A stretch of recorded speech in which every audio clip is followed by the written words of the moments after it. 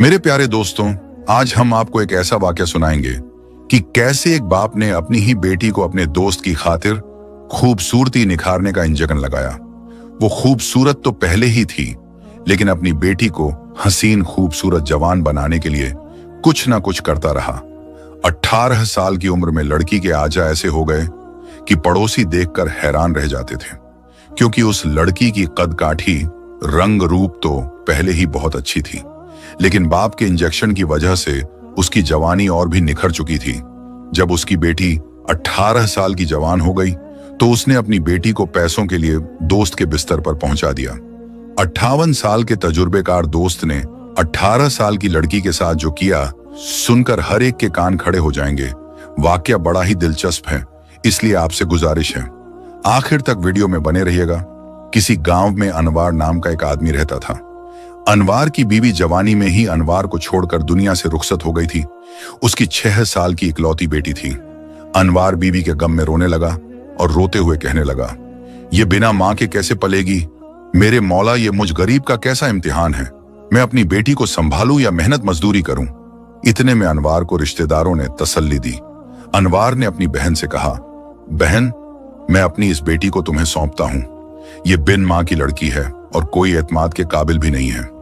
लेकिन उसकी बहन ने उसको लेने से इनकार कर दिया और कहने लगी, भाई, मुझे तो ये डर है, पता नहीं बड़ी होकर ये क्या क्या गुल खिलाएगी, इसको को खुद ही रखो।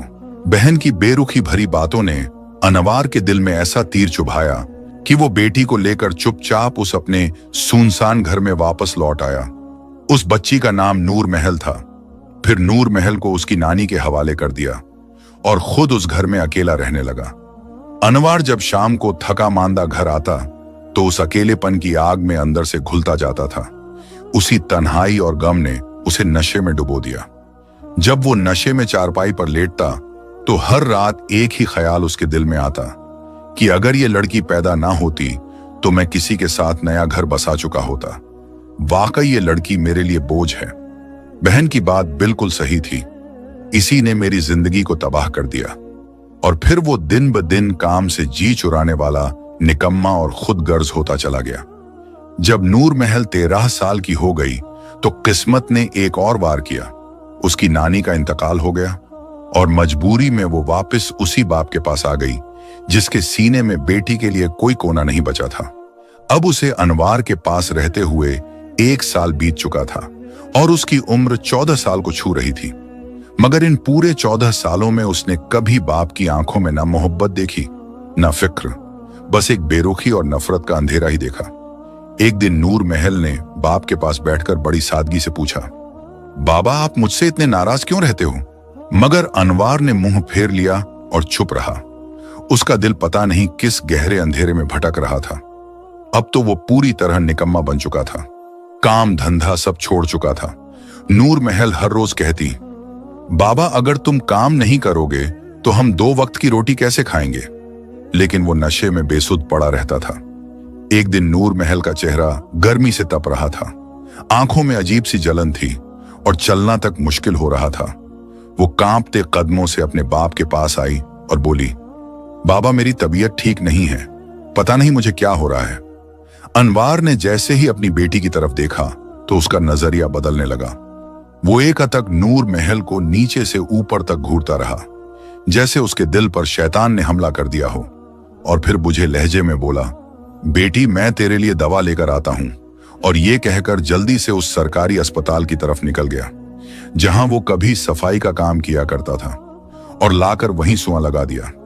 एक दिन अचानक जैसे ही दरवाजे पर दस्तक हुई, अनवार ने बड़े जोश से दरवाजा खोला तो सामने खड़ा था उसके बचपन का दोस्त शौकत मियां। लगभग 55 साल का लंबा चौड़ा मर्द, चेहरे पर पुरानी पहचान की चमक, दोनों गले मिले जैसे बरसों बाद कोई रूह मिली हो। अनवार बोला, अंदर आओ भाई, बैठो, मैं नूर महल को आवाज लगाता हूं, खाना तैयार है। थोड़ी ही देर में कमरे का दरवाजा खुला और नूर महल हाथ में खाना लेकर अंदर दाखिल हुई। माथे पर हल्की सी पसीने की बूंद और चाल में एक अजीब सी सादगी की रौनक थी। शौकत मियां की नजरें थाली पर नहीं बल्कि नूर महल पर अटक गई। आंखें चौड़ी हो गईं और मुंह खुला रह गया। और वो ऐसा देख रहा था जैसे बरसों की प्यास अचानक सामने आ खड़ी हुई हो। अनवार ने झट से उसकी आंखों में देखा और बात घुमाकर बोला, अरे भाई, खाना ठंडा हो जाएगा, खाओ भी। शौकत मियां ने थाली पकड़ी, मगर उसका मन वहीं कहीं उलझा था। नूर महल की उम्र अब 19 की हो चली थी और उसकी मासूम सूरत के पीछे जो मजबूरी की झलक थी उसे कोई भी पढ़ सकता था। लेकिन शौकत की आंखें बस उसके बदन पर अटकी थीं, जैसे उसने लड़की नहीं बल्कि कोई हूर देख ली हो। खाने के बाद शौकत मियां ने कहा, अनवार भाई, आज तो मैं यहीं रुकूंगा, नींद का मूड बन रहा है। अनवार तो उसकी नीयत समझ रहा था। अनवार हल्के लहजे में मुस्कुराया, बोला, आज तो माफ कर दो यार, मुझे बाहर कुछ जरूरी काम से जाना है और मेरी बेटी अकेली घर में रहेगी, ठीक नहीं लगेगा। अगली बार आना तो पूरा इंतजाम रहेगा। शौकत मियां का चेहरा उतर गया, लेकिन वो कुछ बोले बगैर उठा और बाहर निकल गया। अनवार उसे खुद बाहर तक छोड़ आया। घर लौटते वक्त अनवार के चेहरे पर अजीब सी मुस्कुराहट थी और जब वो कमरे में आया तो देखा नूर महल बिस्तर पर पड़ी थी। माथे पर फिर से बुखार की गर्मी थी और उसके होंठ सूखे हुए थे।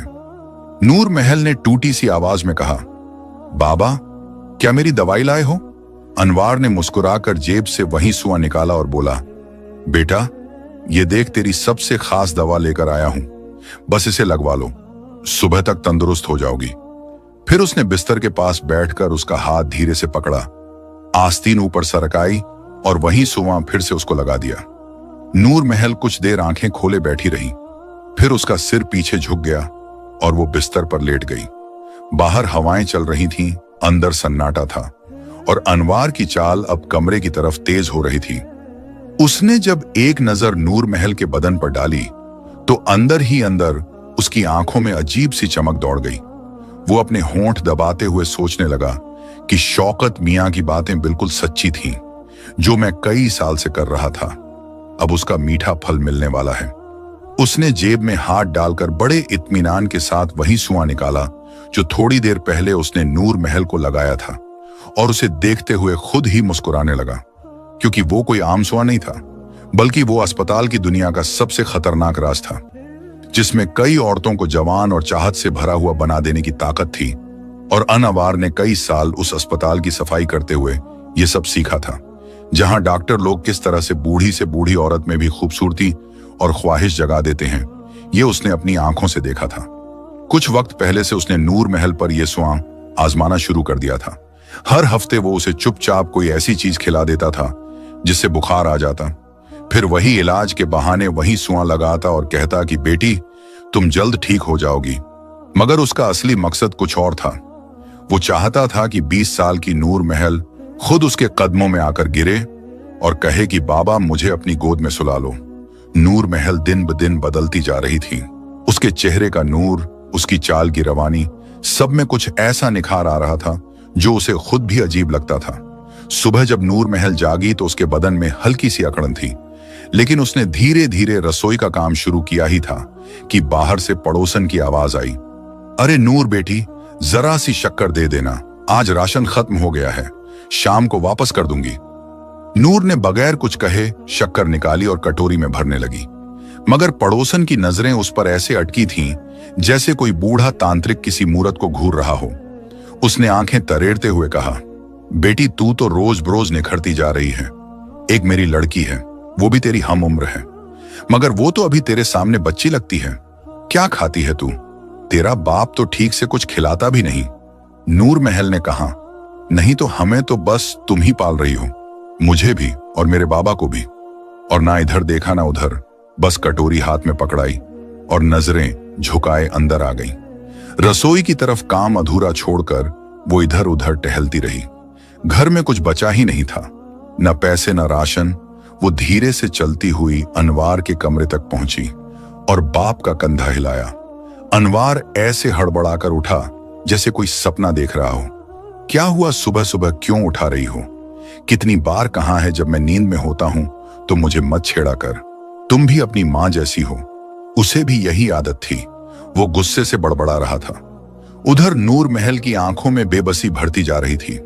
नूर महल ने एकदम गुस्से से अपने अब्बा की तरफ देखते हुए कहा, अब्बू, मैं आपको साफ साफ कह रही हूं कि अगर आप इसी तरह घर में पड़े सोते रहेंगे तो फिर हम दोनों को भूखा ही मरना पड़ेगा।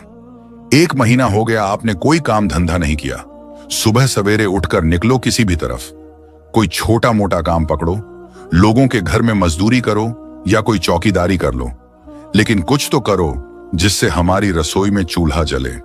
आप तो ऐसे पड़े रहते हो जैसे दुनिया की सारी थकान आप ही के सिर पर लाद दी गई हो। अब्बू, आप वही इंसान हो ना जिसने कभी मेरी अम्मी को कहा था कि मैं अपनी बेटी को रानी बनाकर रखूंगा। अब देखो तो सही, वही बेटी 2 वक्त की रोटी को तरस रही है। और अब मैं कह रही हूं तुझे, अगर आज इस घर में राशन नहीं आया ना तो मैं खुद लोगों के घर जाकर झाड़ू पोछा करके पैसे कमाऊंगी। मगर अब मैं तेरी किसी नशेबाजी या शौकत मियां जैसे लुच्चों के कर्जे के नीचे नहीं दबने वाली। मुझे सब पता है तू हर बार वहां जाकर मुझ पर सौदा करने की बात करता है, मगर अब की बार मैं तुझे तुम्हारे हाल पर छोड़ दूंगी और फिर जो होगा हो जाएगा। उसके लिए मैं नहीं, तू जिम्मेदार होगा। अनवार वहीं पर बैठा रह गया जैसे किसी ने उसका सारा नकाब उतार दिया हो, और नूर महल अपने कदम पटकती हुई अंदर चली गई। नूर महल ने तंज भरी आवाज में अपने अब्बा अनवार को कहा, अगर आप इसी तरह चारपाई पर मुंह ढांपे पड़े रहेंगे तो फिर हम खाएंगे कहां से? 1 महीना बीत गया, आपने किसी काम को हाथ तक नहीं लगाया।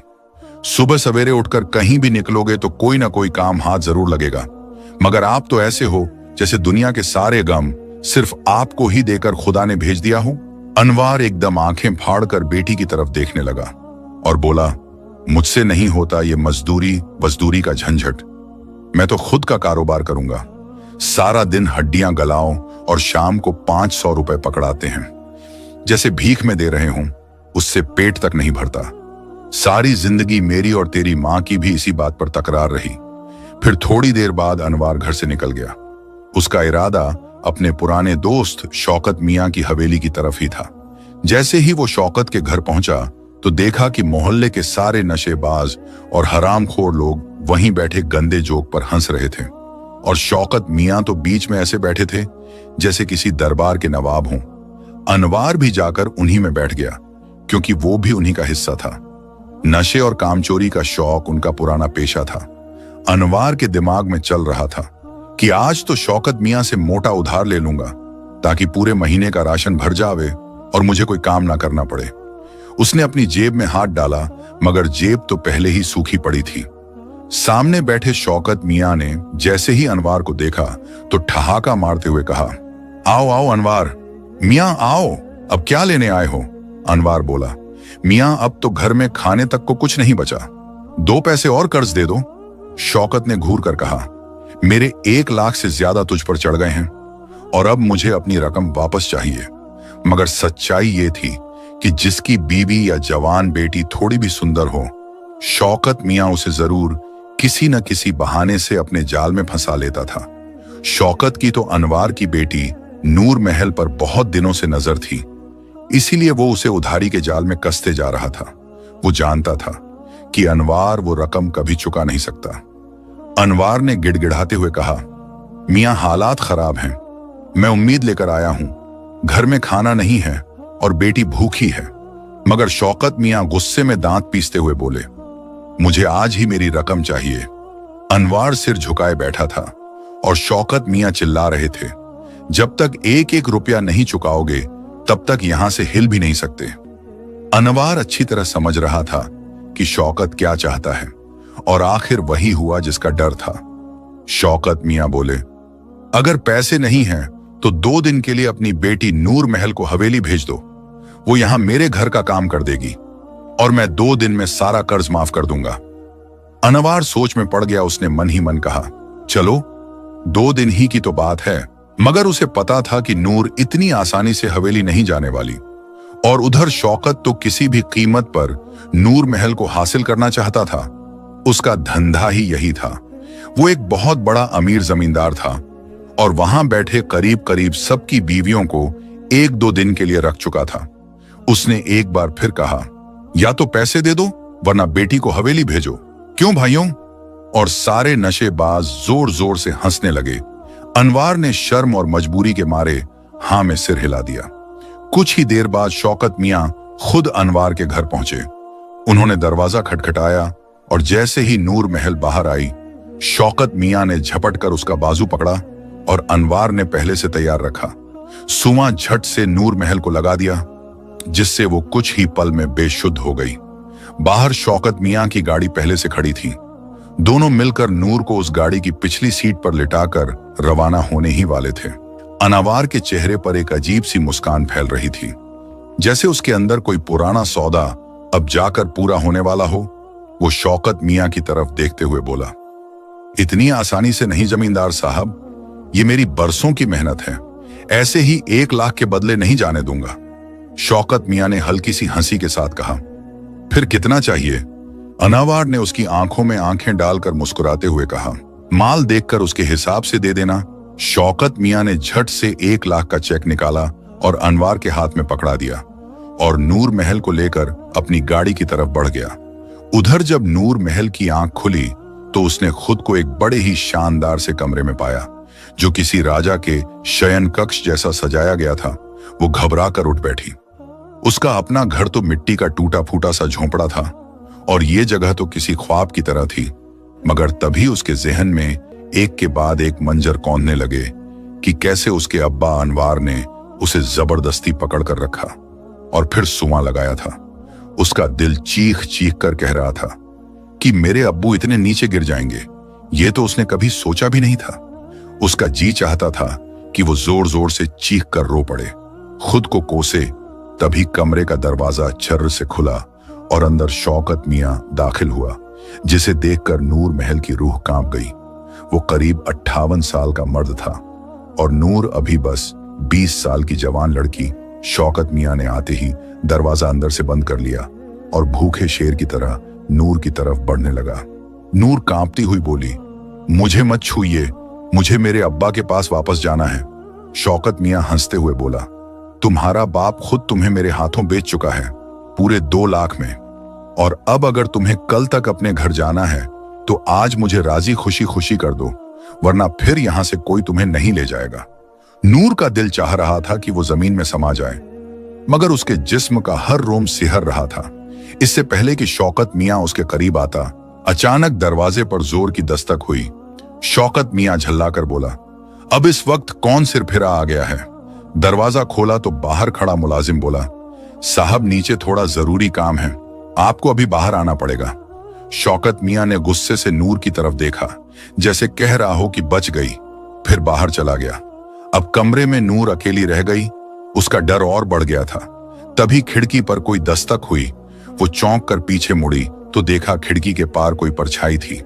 फिर एक जानी पहचानी आवाज आई, नूर बेटा खिड़की खोलो, मैं हूं तुम्हारा अब्बा। नूर हक्का बक्का रह गई। धीरे से खिड़की खोली तो वाकई बाहर अनवार खड़ा था, जो इशारे से उसे चुप रहने को कह रहा था। नूर की आंखों में शक और डर दोनों थे, मगर अब बात करने का मौका नहीं था। जल्दी बाहर आओ, मैं तुम्हें यहां से निकालने आया हूं। अनवार ने उसका हाथ पकड़कर खिड़की से बाहर निकाला। नूर का पूरा जिस्म थर थर कांप रहा था, मगर वो अब किसी भी तरह वहां से भाग जाना चाहती थी।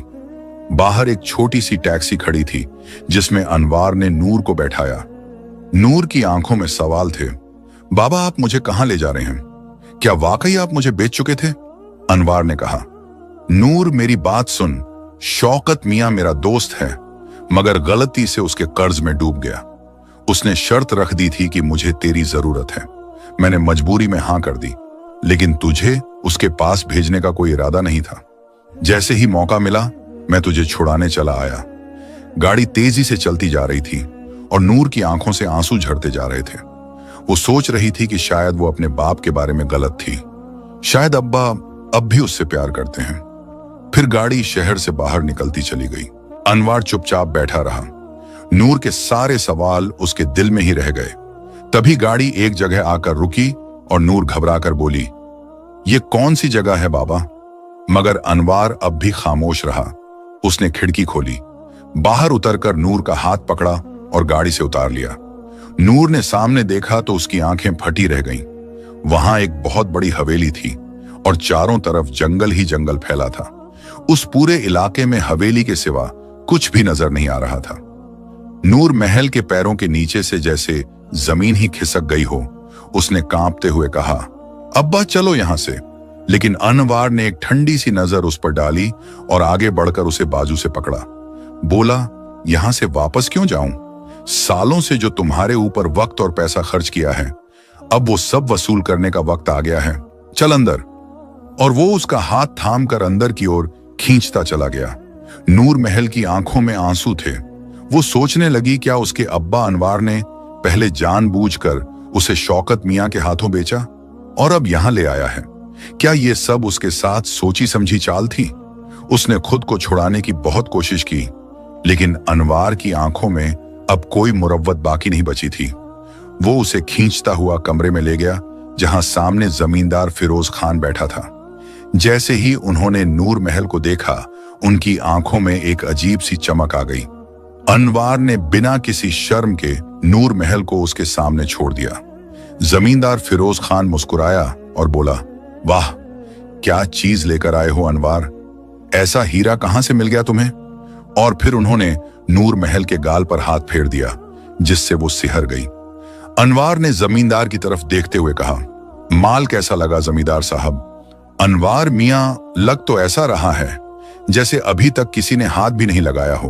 अनवार बोला, मैं इसे दिन रात पालता रहा हूं, ये मेरी मेहनत का नतीजा है। अब ये आपकी हवेली की रौनक बन जाएगी, बस अब मुझे मेरा माल दे दो। जमींदार फिरोज खान बोला, ऐसे माल के लिए तो मैं तुम्हें इनाम भी दूंगा। नूर महल उठी और बाहर की ओर भागने लगी, मगर चारों ओर तैनात आदमियों ने उसे फिर से पकड़कर जमींदार के कदमों में डाल दिया। नूर महल रो रही थी। वो अपने बाप अनवार के सामने गिड़गिड़ा रही थी, कह रही थी, मुझे यहां मत छोड़ो। लेकिन अनवार की आंखों में अब सिर्फ रुपयों की चमक थी। उसने जमींदार से कहा, यह 20 बरस की लड़की अब तक कुंवारी है। जमींदार बोला, तो फिर तो ये मेरी हवेली की शान बन जाएगी। अनवार ने हंसते हुए कहा, लोग समझते हैं ये मेरी असली बेटी है, लेकिन जब इसकी मां मरी तो ये 8 महीने की थी और मेरे पास आ गई थी। मेरी बीवी की नहीं थी। मेरी बीवी ने तो इसे पाला था, लेकिन जब ये 6 साल की हुई तो बीवी भी इस दुनिया से रुखसत हो गई। इसकी जवान देखकर पहले तो मेरी भी नीयत डोल रही थी, लेकिन ये मुझे अब्बू का देती थी और समाज के डर से भी मैं चुप था। फिर मुझे किसी ने कहा, ये लड़की तेरी कमाई का जरिया बन सकती है। मैंने इसे सुमा लगवाया, जिससे इसका रंग निखर गया, और आज देख लो, जो कमाई करनी थी वो हो रही है। और फिर उसने हंसते हुए वो सारे पैसे गिने जो जमींदार फिरोज खान ने दिए और जेब में डालकर चल पड़ा। नूर महल चिल्लाती रही, अब्बा अब्बा कहती रही, लेकिन अनवार हवेली से बाहर चला गया। वो सड़क पर सोचते हुए जा रहा था कि एक बस ने उसे ऐसी साइड मारी कि वो वहीं ढेर हो गया। उधर हवेली में नूर महल के पास एक औरत आई और समझाने लगी कि जमींदार को खुश करना ही पड़ेगा। अगर उन्हें नाराज किया तो हंटर से मारा जाएगा। जब शाम हुई तो कमरे का दरवाजा खोला गया। अंदर एक गरीब सा दिखने वाला 35-40 साल का आदमी दाखिल हुआ, जिसका नाम सलीम था, जो फूल से कमरा वगैरह सजाने का काम करता था। उसने नूर महल को रोते देखा तो पूछा, क्या हुआ? तुम अगर काम नहीं करना चाहती तो आई क्यों थी? नूर महल चुप रही। फिर सलीम ने कहा, क्या जबरदस्ती लाया गया है? तुम बताओ तो मुझे। नूर महल ने रोते हुए कहा, मैं इज्जतदार लड़की हूं, और पूरी बात बता दी। सलीम को सुनकर बहुत अफसोस हुआ और गुस्सा भी बहुत आया, लेकिन वहां किसी की क्या मजाल थी जो जमींदार फिरोज खान के सामने मुंह खोल सके। लेकिन उसने हिम्मत दिखाई और खिड़की से झांक कर देखा, जो काफी ऊंचाई पर थी। लेकिन उसने अपनी लाई हुई रस्सियां और बेड की चादर बांधकर एक लंबी रस्सी बना दी और कहा, जल्दी से इससे नीचे उतर जाओ, मैं नीचे इंतजार करूंगा। उसके बाद नूर महल ने कुंडी लगाई और खिड़की से उतर गई। सलीम उसे वहां से लेकर एक बड़े पुलिस अफसर के पास गया, जहां नूर महल ने अपना दर्द सुनाया। अफसर ने फौरन जमींदार फिरोज खान की हवेली को चारों तरफ से घेर लिया। सारे नौकरों को छोड़कर जमींदार को गिरफ्तार कर लिया गया। सलीम के आगे पीछे कोई नहीं था, वो अकेला था। उसने नूर महल से कहा, चलो तुम्हें घर तुम्हारे छोड़ दूं। तो नूर महल ने कहा, मेरा कोई घर नहीं है, ना ही कोई माँ बाप भाई बहन है। सलीम ने कहा, मैं भी अकेला हूं, अगर तुम कहो तो मैं किराए के मकान में रहता हूं, कोई ऐतराज ना हो तो मेरे साथ चल सकती हो। और फिर उसे अपने किराए के घर ले गया, जहां दोनों साथ रहने लगे। सलीम मेहनत करता और नूर महल खाना बनाती। दोनों का रिश्ता पाक और साफ था। एक दिन नूर महल बीमार हो गई। सलीम ने उसकी खूब खिदमत की। उसके सर पर पानी की पट्टियां भिगो भिगो कर रखी, उसके पैरों को दबाया। सारे पैसे इलाज में लग गए, लेकिन किसी को कानों कान खबर यह नहीं थी कि सलीम के घर में कोई लड़की रह रही है। इसलिए किराया नहीं चुका सका तो मकान मालिक ने निकाल दिया। सलीम ने बहुत मिन्नतें की, लेकिन कोई फायदा नहीं हुआ। तब नूर महल ने कहा, अगर आप बुरा ना माने तो मेरे गांव चलिए, वहां मेरा एक पुराना मकान है। दोनों गांव चले गए। कुछ दिन बाद नूर महल बिल्कुल ठीक हो गई और सलीम मजदूरी करने लगा। नूर महल थी बहुत खूबसूरत, इतनी खूबसूरत पानी पिए तो गले से चमके।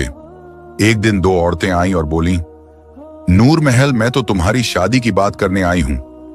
मेरा बेटा कंपनी में नौकरी करता है। नूर महल, तुम खुश रहोगी। यह सुनकर दूर खड़ा सलीम मायूस हो गया। वो समझ गया कि अब उसे चले जाना चाहिए। वो अपने कपड़े और सामान कपड़े लगा। तभी नूर महल ने उन औरतों से कहा, इन्हें जानती हो? वो औरतें बोलीं, नहीं, हम तो तेरे बाप को जानते हैं। तू अकेली है तो सोचा बहू बना ले। नूर महल बोली, ये घर मेरा है और ये मेरे मियां हैं। उन औरतों ने हैरानी से देखा और बोली, ये बूढ़ा? नूर महल बोली, हाँ, ये मेरे मियां हैं और मुझे इनसे बेहतर कोई नहीं रख सकता। अब आप चली जाएं। औरतें चली गईं। सलीम अपने कपड़ों का ठेला लेकर बाहर निकला और नूर महल से कहा, तुमने झूठ क्यों कहा कि मैं तुम्हारा मियां हूं? और उन्होंने सच ही तो कहा। मैं तो मुरझाया हुआ कोई फूल और तुम खिलती हुई एक कली। मैं तो वाकई बूढ़ा हूं, तुम बिल्कुल जवान। तुम अपनी उम्र का लड़का देखो।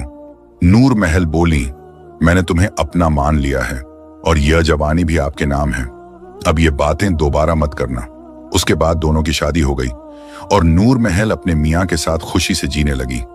उसके पास अब एक ऐसा शौहर था जो उसे इज्जत देता था, मोहब्बत करता था और उसकी हिफाजत करता था। और सलीम को मिल गई थी एक जवान, खूबसूरत, वफादार बीवी और साथ में घर भी। तो दोस्तों, ये कहानी कैसी लगी? अगर पसंद आई हो तो लाइक करें, चैनल को सब्सक्राइब करें और बेल आइकन दबाएं। शुक्रिया।